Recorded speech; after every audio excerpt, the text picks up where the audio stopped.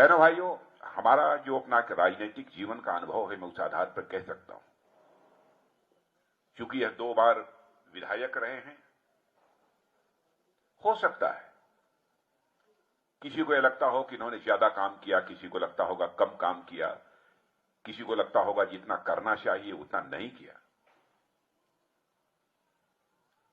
लेकिन इतनी बात मैं दावे के साथ कह सकता हूं, गोविंद राम शर्मा को देखने के बाद,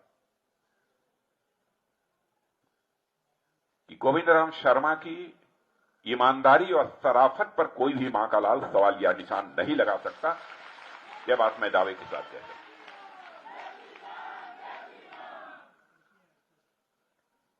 और इसीलिए गोविंद राम जी शर्मा के लिए मैं आपसे वोट मांग रहा हूं।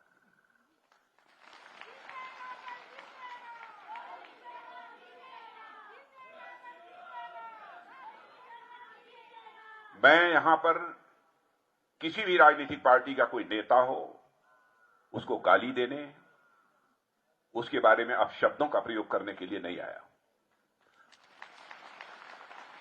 और आप सब जानते हैं, यदि मुझे सुना होगा पहले भी,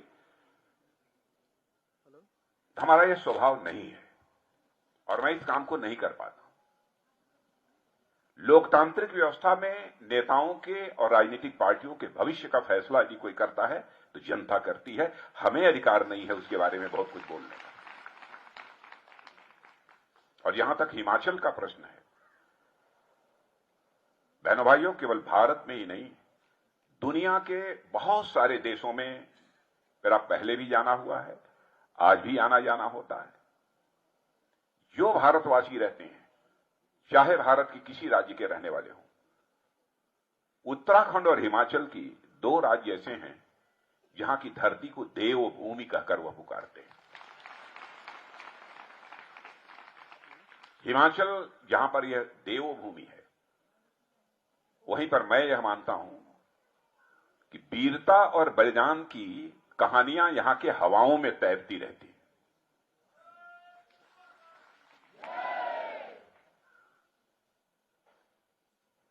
मैं उन वीरों और शहीदों का संख्या बहुत बड़ी है, बहुत विस्तार में जाकर उनकी यहां चर्चा नहीं कर सकता हूं, लेकिन एक से एक हस्तियां यहां पर पैदा हुई हैं,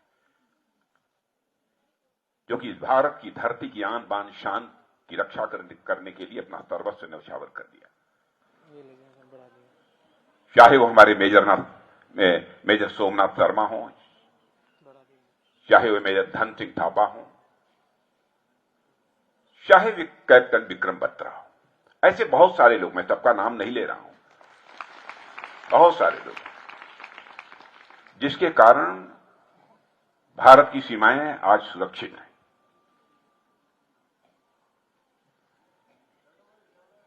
पहले की सरकारों ने क्या किया है, आज की सरकारों ने क्या किया है, मैं समझता हूं कि इसका सही मूल्यांकन सबसे अच्छी तरह कोई कर सकता है तो इस देश की जनता ही कर सकती है। लेकिन इस सच्चाई को मैं जानता हूं, इसलिए मैं आप सबके सामने रखना चाहूंगा कि हमारे 2 प्रधानमंत्री हुए, आदरणीय अटल बिहारी वाजपेयी और आज हमारे माननीय नरेंद्र जी मोदी।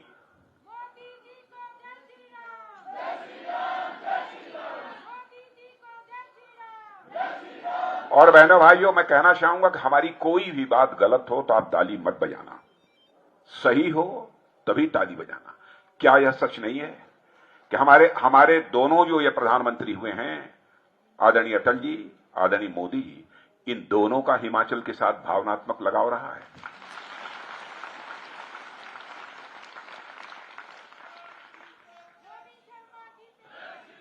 कांग्रेस पार्टी भी जब से भारत आजाद हुआ है तब से लंबे समय तक सत्ता में रही है, एक से एक दिग्गज नेता हुए हैं।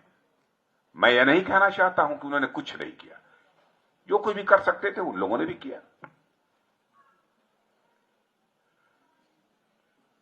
लेकिन हिमाचल को छोटा राज्य होने के बावजूद इतनी बात मैं दावे के साथ कह सकता हूं कि हमारे दोनों प्रधानमंत्रियों ने जो अहमियत दी, वह किसी दूसरे प्रधानमंत्री ने वो अहमियत हिमाचल को नहीं दी। पार्टी का जहां तक सवाल है, जब भी कोई राजनीतिक पार्टी अपना अध्यक्ष बनाती है तो ऐसे राज्य से बनाती है जिस राज्य की जनसंख्या अच्छी खासी हो, ठीक ठाक हो। मैं ही 2 बार भारतीय जनता पार्टी का राष्ट्रीय अध्यक्ष रहा हूं, युवा मोर्चे का भी राष्ट्रीय अध्यक्ष रहा हूं। उत्तर प्रदेश से आता हूं, पार्टी ने बनाया मुझे।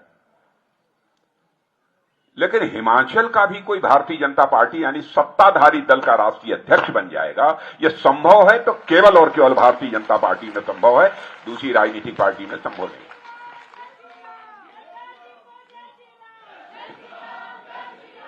क्या बहनों भाइयों, आपको यह नहीं लगता है सत्ताधारी दल का राष्ट्रीय अध्यक्ष होना हिमाचल से, उत्तराखंड से, क्या हमारी यह पार्टी की हिमाचल के प्रति सम्मान की अभिव्यक्ति नहीं है?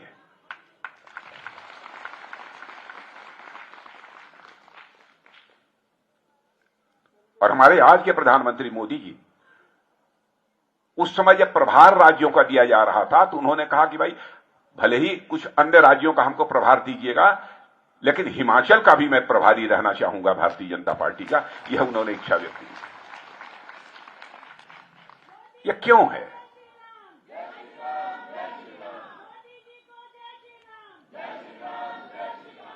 काम हमने क्या किया है, क्या नहीं किया है, आप लोग अच्छी तरह जानते हैं।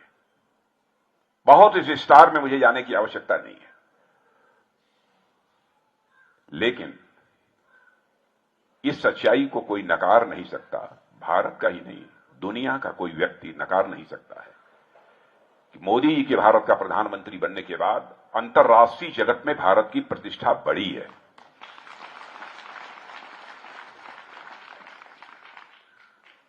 पहले अंतर्राष्ट्रीय मंचों पर भारत कुछ बोलता था तो दुनिया भारत की बातों को जिस गंभीरता से लिया जाना चाहिए उस गंभीरता से नहीं लेती थी। लेकिन आज यदि अंतर्राष्ट्रीय मंचों पर भारत कुछ बोलता है तो दुनिया कान खोलकर सुनती है कि भारत बोल क्या रहा है। यह भारत की हैसियत बनी है।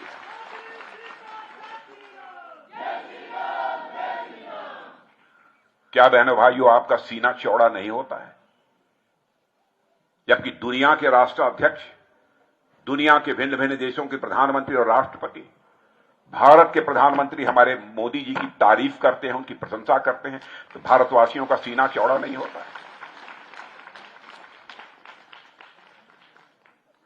हमारे यहां कोई व्यक्ति हो सकता है जिसमें दोष हो, लेकिन किसी भी संगठन और पार्टी में व्यक्ति की उतनी अहमियत नहीं होती है जितनी अहमियत इस बात की होती है कि पार्टी कैसी है, नेतृत्व उसका कैसा है।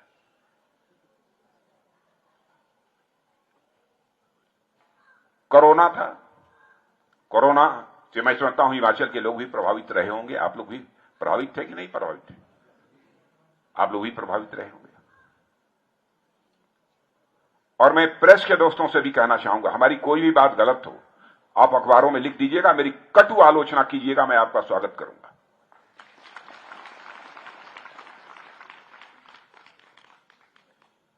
क्या यह सच नहीं है? कोरोना को जिस तरीके से हमारे प्रधानमंत्री ने हैंडल किया है, जिस तरीके से सारी व्यवस्थाएं उन्होंने की है, उसकी प्रशंसा सारी दुनिया में हुई है। दुनिया के देशों ने उसकी प्रशंसा की है।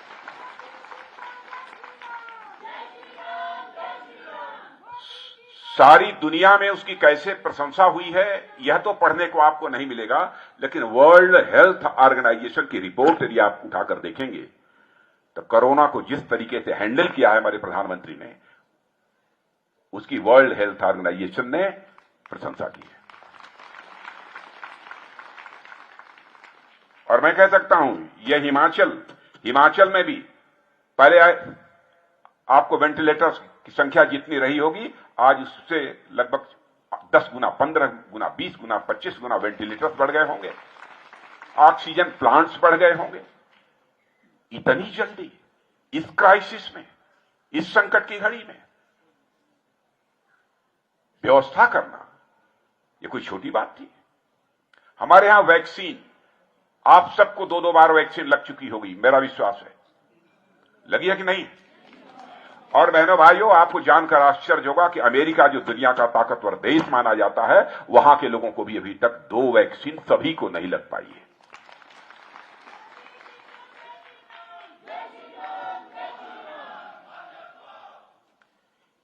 मैं इसलिए भाजपा के समर्थन में आपसे वोट करने की अपील करने के लिए आया।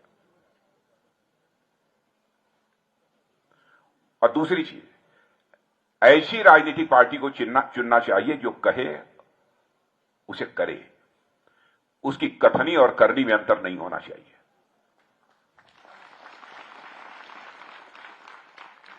और मैं गोविंद राम जी शर्मा से भी यह निवेदन करना चाहूंगा, कभी भी आज से बंद कर दीजिए, जनता को आश्वासन मत दीजिए। मैं भी विधायक चुना गया हूं, सांसद चुना गया हूं। बहनों भाइयों, अपने विधानसभा और संसदीय निर्वाचन क्षेत्र में मैंने जनता को कभी आश्वासन नहीं दिया।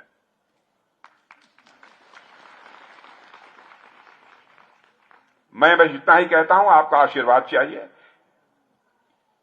आपका यदि आशीर्वाद मिलेगा तो मैं भरपूर कोशिश करूंगा ताकि आपकी अपेक्षाओं की कसौटी पर मैं पूरी तरह से खरा उतर सकूं। यह मैं कोशिश करूंगा। इसके लिए आपका आशीर्वाद चाहिए।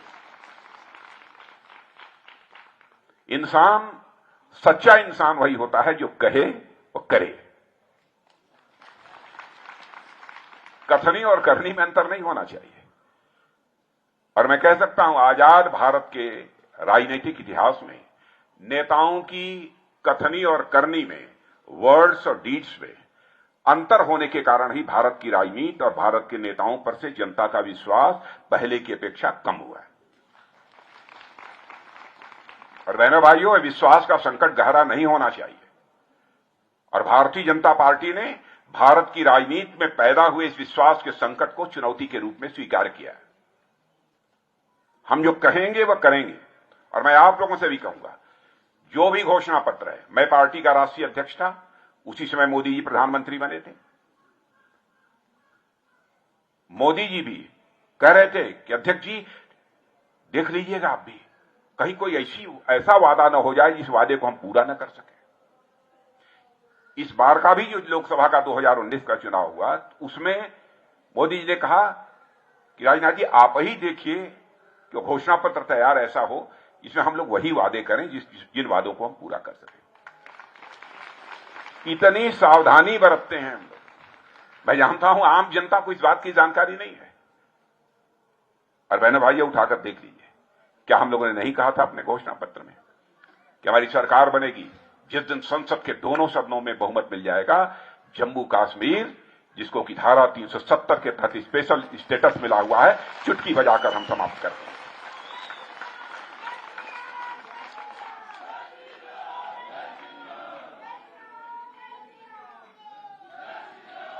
हमने अपने घोषणा पत्र में यह भी कहा था कि हमारी सरकार बनेगी तो भारत के विभाजन के बाद, चाहे वह हिंदू होगा, सिख होगा, ईसाई होगा, पारसी होगा, यहूदी होगा, जिनका कि अफगानिस्तान, पाकिस्तान और बांग्लादेश में आज भी उत्पीड़न हो रहा है, और यदि वह भारत आना चाहते हैं तो उन्हें भारत की नागरिकता देंगे। इसके लिए हम नागरिकता कानून पास करेंगे। हमने किया कि नहीं किया? मैं गृह मंत्री था, उस समय संसद में यह कानून पेश किया था, यह विधेयक मैंने पेश किया था, लोकसभा में पास हुआ था, राज्यसभा में बहुमत न होने के कारण पास नहीं हो पाया था। बाद में अमित जी जब गृह मंत्री उसके बाद बने तो उन्होंने पेश किया, राज्यसभा से भी पारित हो। अब ऐसी कई चीजें हैं जिनकी मैं चर्चा यहां पर बहुत डिटेल में जाऊंगा तो लंबा समय लगेगा। जो कहा वो हम लोगों ने किया। आतंकवाद का जहां तक सवाल है, मैं एक एक मुद्दे को ले रहा हूं आप लोगों के सामने। आतंकवाद का जहां तक सवाल है, बहनों भाइयों, क्या सच नहीं है कि जम्मू कश्मीर में धारा 370 समाप्त करने के बाद आतंकवाद में कमी आई है? हम यह नहीं कहते हैं पूरी तरह समाप्त हो गया, लेकिन हौसले पस्त हो गए हैं कि नहीं हो गए?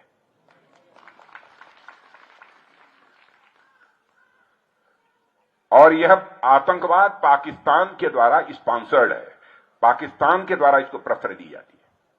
भारत को अस्थिर करना चाहता है, भारत को डिस्टेबलाइज करना चाहता है।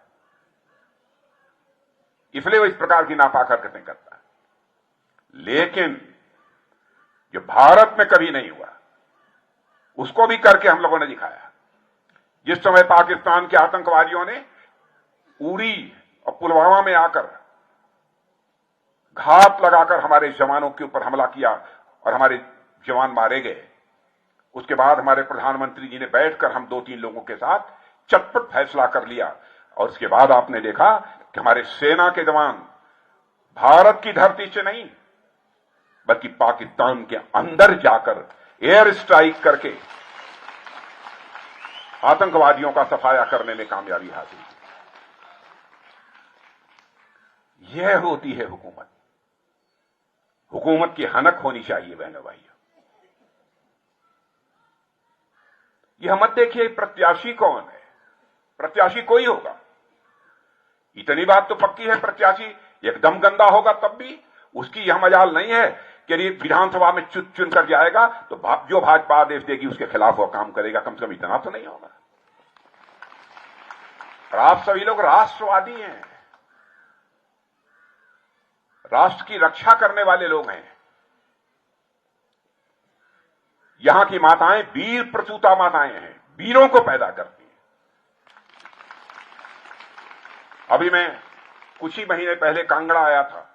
यहां के जो हमारे भूतपूर्व सैनिक हैं और जिन परिवारों के जवान हमारे शहीद हुए उनको सम्मानित करने के लिए शायद समाचार पत्रों में आपने देखा होगा।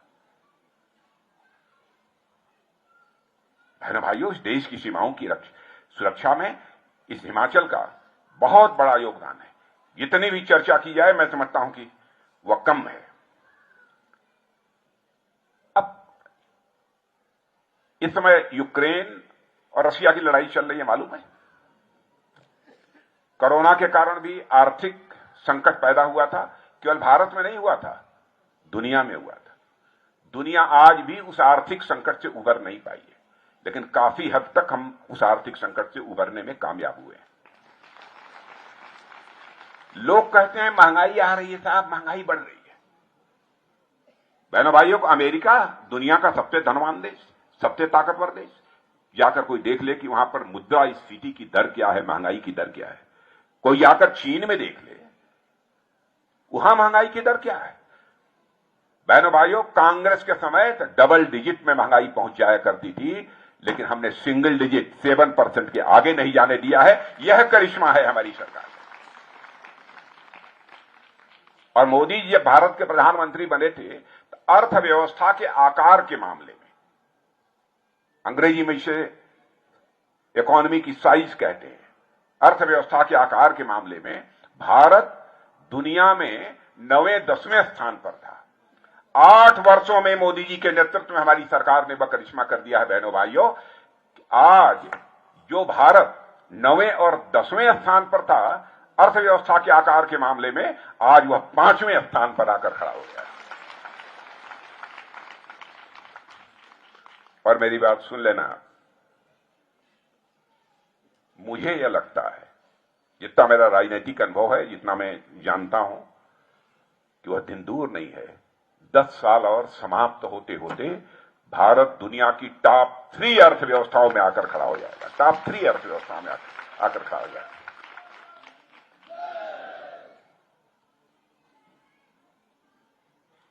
और आजादी का अमृतकाल जो 2047 तक है, 2047 आते आते दुनिया की सबसे बड़ी अर्थव्यवस्था यदि किसी की होगी तो हमारे भारत की होगी, ऐसा मेरा विश्वास है। यह है भारत की हैसियत। भारत इतनी तेजी के साथ आगे बढ़ रहा है।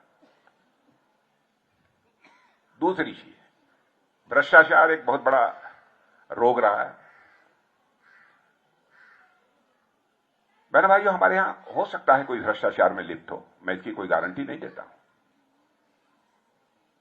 कांग्रेस के शासनकाल में आपने देखा था लोगों पर, केंद्र सरकार के मंत्रियों पर भ्रष्टाचार के आरोप लगे, उनको जेल की हवा खानी पड़ी। ये सच है कि नहीं? लेकिन क्या आप ये कह सकते हैं, मैं किसी का नाम नहीं लेना चाहता,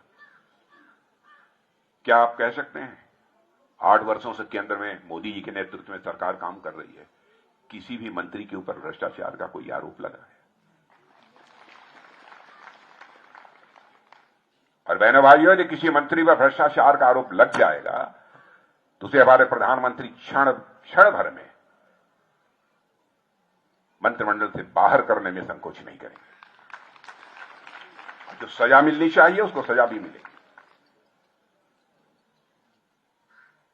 ये सब बातें तो अपनी जगह पर होगी। अब मैं रक्षा मंत्री हूं। आप कहेंगे आप क्या कर रहे हैं? कहेंगे कि नहीं कहेंगे? बहनों भाइयों, इंडो चाइना के बीच संघर्ष हुआ था 2020 में, भारत चीन के बीच, मालूम है ना? मैं जरा खुलकर नहीं बोलूंगा, इसके पहले भी हुआ है, लेकिन इस बार हमारे भारत के सेना के जवानों ने जो शौर्य पराक्रम किया है बहनों भाइयों, जो परिचय दिया है, मैं समझता हूं कि हमारे पड़ोसी को भी यह सोचना पड़ेगा भविष्य में।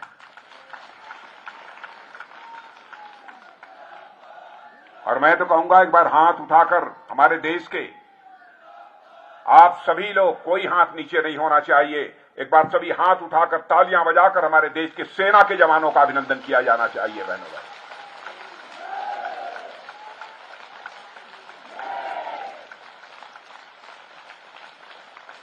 धन्यवाद। पहले ऐसा होता रहा है कि हम लोग कोई टैंक, तोप, बारूद, बंदूक, मिसाइल ये दुनिया के दूसरे देशों से इंपोर्ट करते थे। हमारे प्रधानमंत्री ने कहा भाई भारत आत्मनिर्भर बनना चाहिए।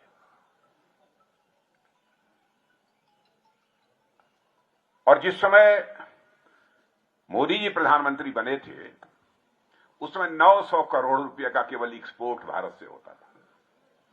और बहनों भाइयों, आज हम जो करने जा रहे हैं लगभग 20,000 करोड़ का करने जा रहे हैं। अभी कुछ ऑर्डर मिले हैं, तब मिलाकर मैं कह रहा हूं।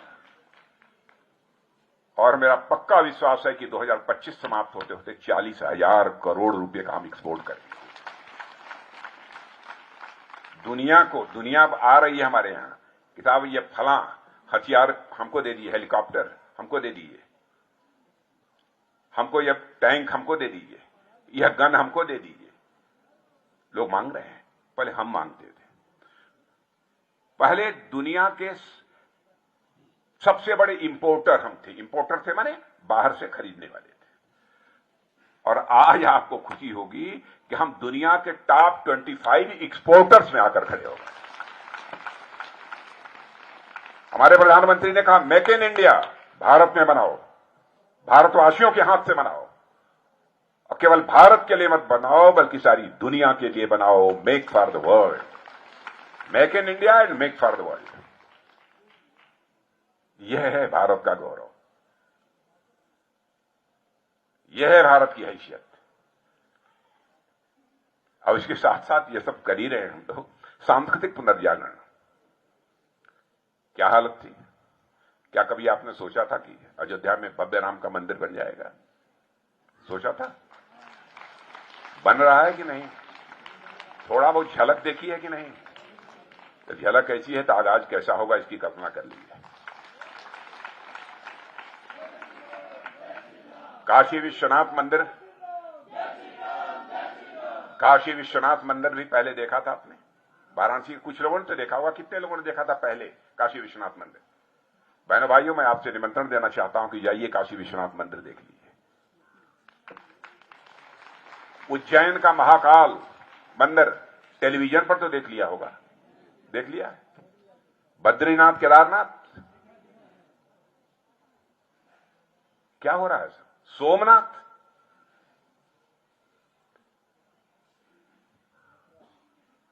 सारे विश्व को सांस्कृतिक संदेश देने वाली धरती दुनिया में यदि कोई है तो भारत है।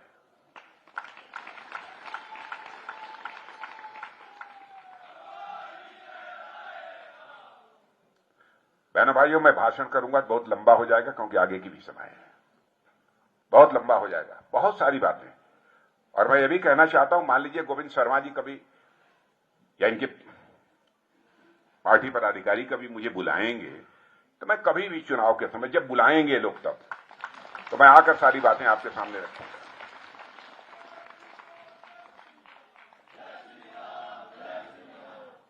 जहां तक यहां के मुख्यमंत्री का सवाल है, जयराम जी ठाकुर का, बहनों भाइयों, जयराम जी ठाकुर आप कहने के लिए जो कुछ भी कह दे, लेकिन जयराम ठाकुर पर भ्रष्टाचार का आरोप नहीं लग सकता है।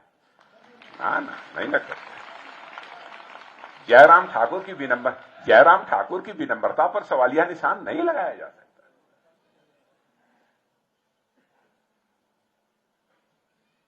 एक आध दो लोग मिले कहता थोड़ा सा ये कर दिए होते ज्यादा अच्छा था। अरे मैंने कहा कोई भगवान थोड़ा है भाई, मुख्यमंत्री हैं, इतना किया है, एक बार और अवसर दो तो करके दिखाएगी वो भी। एक नेक इंसान है, भ्रष्टाचार का आरोप तो नहीं लगा ना उनके ऊपर, क्यों नहीं उनको मुख्यमंत्री बनना चाहिए?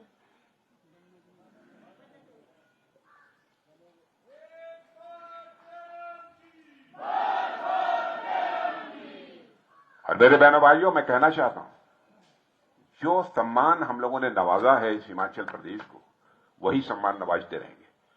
जेपी नड्डा जी हमारे यदि राष्ट्रीय अध्यक्ष हैं, तो वहीं हमारे अनुराग ठाकुर कैबिनेट मंत्री हैं भारत सरकार।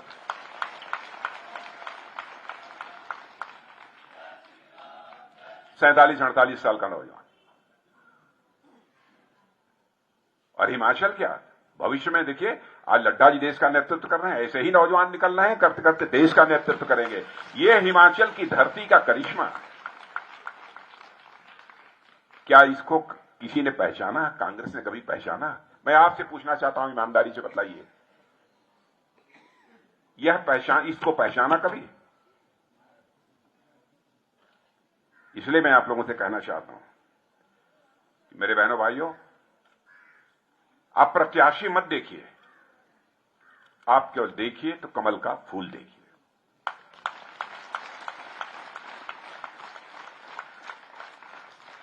और सौभाग्य से प्रत्याशी भी ऐसा है जिसके ऊपर कम से कम यह तो नहीं कह सकते कि गड़बड़ किया है, करप्शन किया है, ये किया है, वो किया है।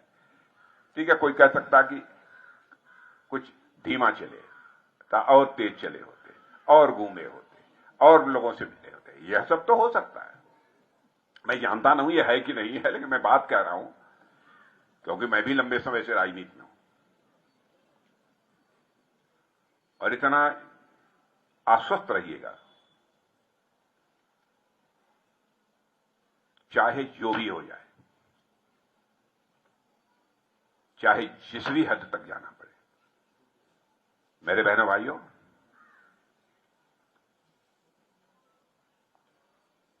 आप हमारे प्रधानमंत्री मोदी जी को जानते हैं। 20 इंच चौड़ा सीना नहीं है, 56 इंच का है।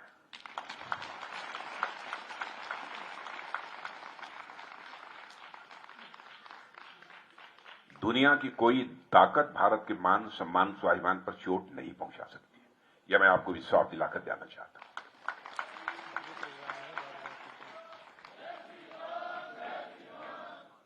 और मैं आप लोगों से निवेदन करूंगा, समय कम है इसलिए स्वयं आप लोग निकलिए, क्योंकि ये दोनों काम कर रही है हमारी पार्टी। देश का आर्थिक दृष्टि से भी विकास कर रही है और सांस्कृतिक दृष्टि से भी। सांस्कृतिक दृष्टि से तो भारत तो सारी दुनिया में बिल्कुल अनमोल है, कोई जवाब नहीं है। अब आप कहेंगे क्यों अनमोल है? एक दो बातें कहकर अपनी बात समाप्त करेंगे। आप कहेंगे क्यों अनमोल है? बहनों भाइयों, दुनिया का अकेला देश भारत है जो यह कहता है भारतवासियों का दिल कितना बड़ा था, हमारे ऋषियों और महर्षियों का दिल कितना बड़ा था। पूरे भारत की सीमा में ही नहीं बल्कि पूरे विश्व की धरा पर रहने वाले जितने लोग हैं, सभी हमारे परिवार के सदस्य हैं। यह मानते हुए वसुधैव कुटुंबकम का संदेश यदि सारी दुनिया को किसी देश की धरती से गया है तो केवल और केवल हमारे और आपके देश भारत की धरती से सारी दुनिया को गया। यह है भारत की संस्कृति, यह है भारत की संस्कृति। हम पत्थर की भी पूजा करते हैं, पेड़ की भी पूजा करते हैं, चींटी की भी पूजा करते हैं। हमारी माताएं बहनें यदि किचन में बैठकर आटा गूंथती होती हैं तो चींटी यदि गुजर जाती है तो उसको मारती नहीं है, मसलती नहीं है, बल्कि थाली का आटा निकालकर उसके लिए भी उसके दीर्घजीवी होने की कामना करती हैं। यह है भारत। भारत की यह ताकत कभी समाप्त नहीं होनी चाहिए और इसको मना कर भी कोई रख सकता है, केवल भारतीय जनता पार्टी मना कर रख सकती है। तो बहनों भाइयों, मैं आश्वस्त होकर जाऊं,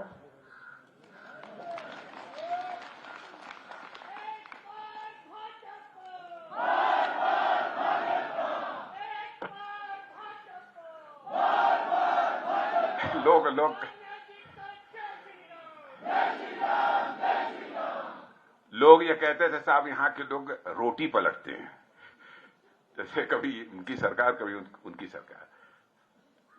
37 साल में यही हुआ है। लेकिन बहनों भाइयों, अब वो पहले वाली रोटी नहीं है, ये पकी हुई रोटी है। पकी हुई रोटी को पलटा नहीं जाता।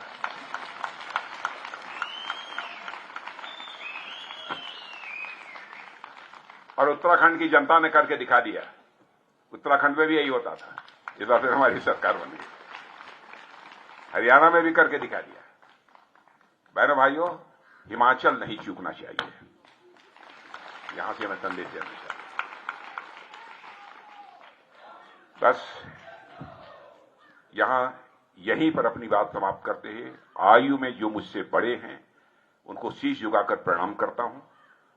जो हमारे हम उम्र हैं अथवा समकक्ष हैं उनको नमस्कार करता हूं, और जो आयु में मुझसे छोटे हैं उन सबको आशीर्वाद देते हुए अपना निवेदन यहीं समाप्त करता हूं।